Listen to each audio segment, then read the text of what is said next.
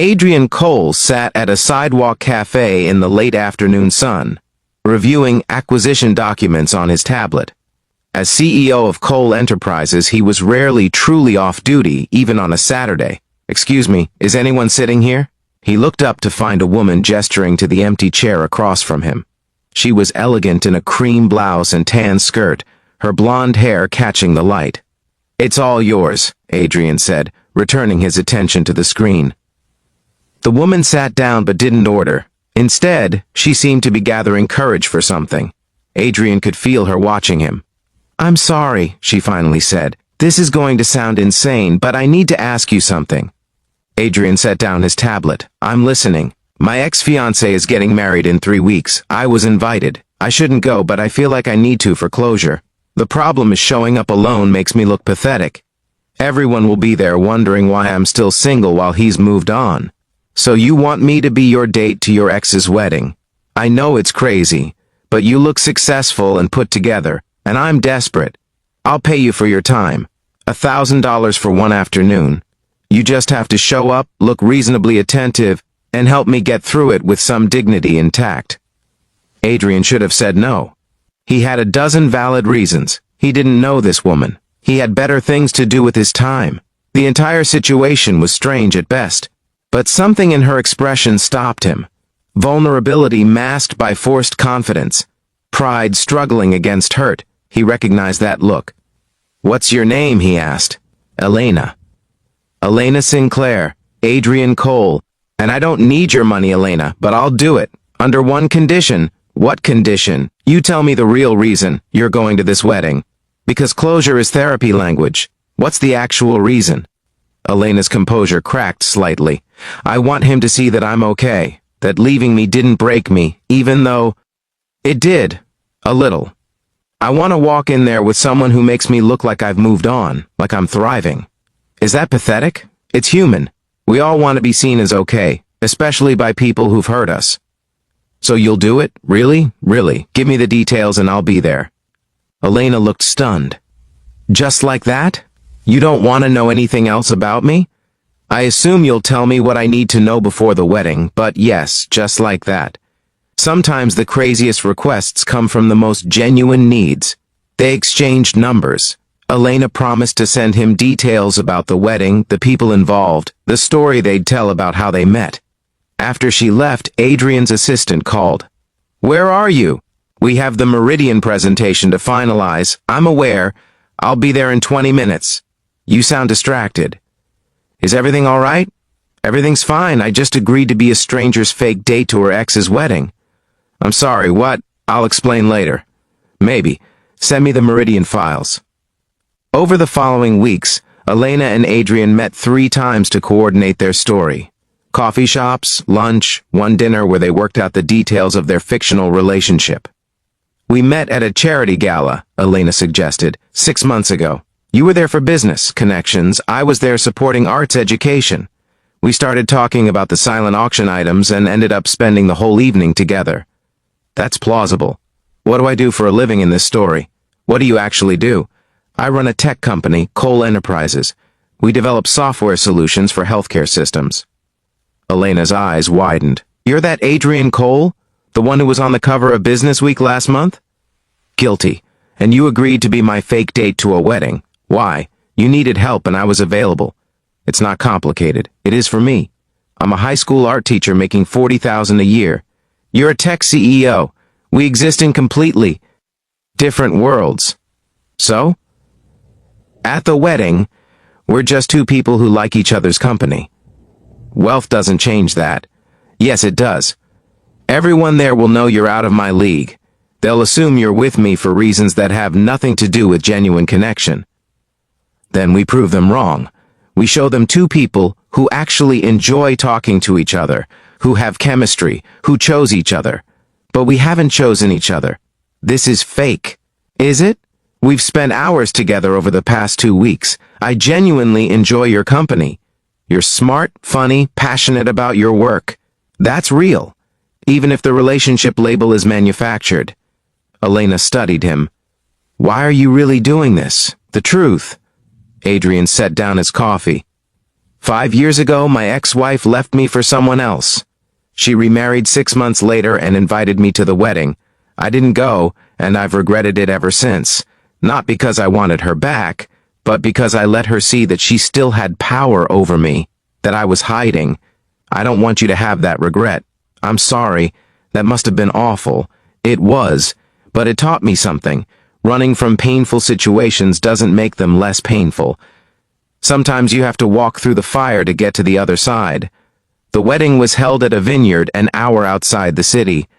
Adrian picked up Elena in his car, deliberately choosing a modest sedan instead of his usual luxury vehicle.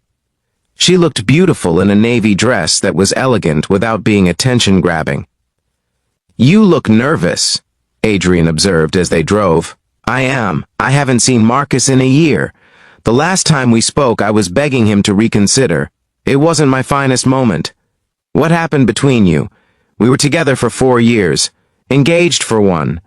Then he met someone else at a work conference. 6 months later, he was marrying her instead. I spent a year wondering what I'd done wrong, what I could have done differently. And now I know it. Wasn't about me. He wanted something I couldn't give him. Someone more ambitious, more connected, more impressive. Jenna, his bride, is a corporate attorney from a wealthy family. I'm a teacher who spends weekends helping students with portfolio applications. We were never going to work long term. Then why do you still care what he thinks? I don't know. Pride, maybe, or some small part of me that still needs him to realize what he lost. They arrived at the vineyard and were directed to seats for the outdoor ceremony. Elena immediately tensed as she recognized people. "That's Marcus's mother," she whispered, nodding toward a severe-looking woman in pearls. "She never thought I was good enough for him. Then it's her loss that she never got to know you better." The ceremony was beautiful in that generic way expensive weddings often are. Marcus was handsome and beaming. Jenna was stunning in designer white. Everything was perfect and polished and felt entirely choreographed. Adrian watched Elena during the vows. She held herself together, admirably, but he saw her hand clench slightly when Marcus said "I do." At the reception, they mingled. Adrian played his role perfectly, attentive but not possessive, successful but not showy, clearly smitten with Elena in small, believable ways. "So how did you two meet?" asked one of Elena's former friends, curiosity barely masked by politeness. Elena launched into their rehearsed story. Adrian added details that made it feel real. The color of her dress that night, the way she'd laughed at his terrible joke about modern art, the moment he knew he wanted to see her again. "That's sweet," the friend said, though her expression suggested she found it unlikely. Marcus approached during dinner, with Jenna on his arm. "Elena, I'm so glad you could make it. Congratulations, Marcus. Jenna, you look beautiful. Thank you. And who's this?" "This is Adrian. Adrian, this is Marcus and Jenna." Adrian shook their hands with exactly the right amount of friendly professionalism. "What do you do, Adrian?" Marcus asked, his tone carrying a subtle challenge. "I'm in tech, software development. But I'm much more interested in hearing about the honeymoon plans. Elena mentioned you're going to Greece?"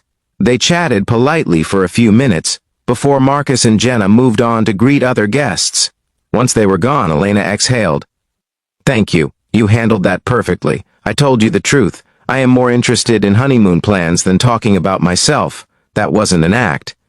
As evening fell, the dancing started. Adrian extended his hand. "May I?" "You don't have to. We've fulfilled the obligation. People have seen us together. I'm not asking because I have to. I'm asking because I'd like to dance with you." On the dance floor, Elena relaxed into his arms. "Can I tell you something?" she asked quietly. "Of course. This doesn't hurt as much as I thought it would, seeing him marry someone else. I thought it would destroy me. But I'm okay. More than okay. I'm actually happy. Why? Because I realized something watching them up there. I never loved Marcus the way Jenna clearly loves him. I loved the idea of him, the security of having someone. But I didn't love him for who he actually is. And he didn't love me either. We were settling for each other. That's a powerful realization. It is. And I have you to thank for it. If I'd come alone, I'd have spent the whole day focused on my own hurt. Having you here gave me perspective, made me see the situation clearly instead of through the lens of my wounded ego. I'm glad I could help." As the song ended, Elena's hand lingered in his. "Adrian, can I ask you something? Always. When this is over, when we leave this wedding and our arrangement ends, would you be interested in seeing me again? For real this time, not as a performance." Adrian smiled. "I thought you'd never ask. I've been trying to figure out how to suggest that without making things awkward." "Really? You're interested in me? Actually interested? Why is that so surprising?" "Because you're you. Successful, accomplished, sophisticated. You could date anyone. I am dating someone, or I'd like to be.